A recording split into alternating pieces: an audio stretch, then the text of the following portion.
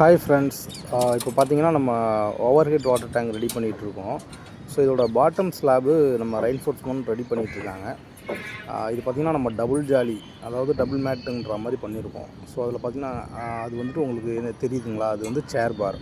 ஒரு சேர் பார் வச்சு கீழே ஒரு லேயரும் மேலே ஒரு லேயர்ன்ற மாதிரி நம்ம ரெடி பண்ணியிருக்கோம்.